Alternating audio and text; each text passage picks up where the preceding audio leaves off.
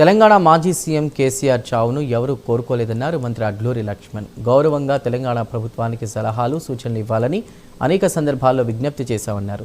జగిత్యాల సభలో కేసీఆర్ మాట్లాడిన మాటలను తీవ్రంగా ఖండిస్తున్నామన్నారు. రేవంత్ రెడ్డి సర్కార్ ఎందుకు పోవాలని మంత్రి లక్ష్మణ్ కుమార్ ప్రశ్నించారు. 2014-2018 ఎన్నికల్లో ఇచ్చిన ఒక్క హామీని కూడా కేసీఆర్ నెరవేర్చలేదన్నారు మంత్రి లక్ష్మణ్ కుమార్.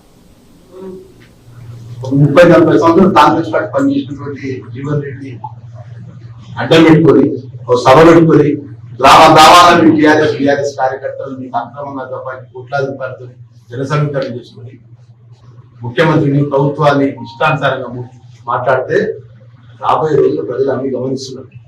వాస్తవాలు ఎక్కడికి పోవు. వాస్తవాలు అనేది ఈరోజు పేదవాళ్ళకి సంబంధించిన మార్పు కోరుకోవాలి.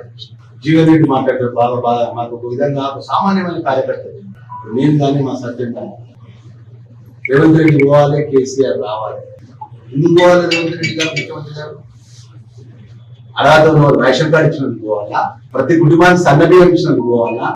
మీరు కాళేశ్వరం మీద పూరేశ్వరం నుంచి కోట్లాది రూపాయలు దోచుకుంటే దాని మీద పూర్తి విచారణ జరిపించి ఆ విచారణ యొక్క రిపోర్టు సిబిఐకి సమర్పిస్తే విషయం భద్రత పేరు మీద ఏదైనా ఏ అంశమైనా తీసుకోండి, స్కాములు స్కీములు తప్ప ఏమైనా చేసిన పట్టిన ఏదైనా గ్రామంలో ఈ తెలంగాణ రాష్ట్రంలో కూడా ఒక డబుల్ బెడ్రూమ్ ఇల్లు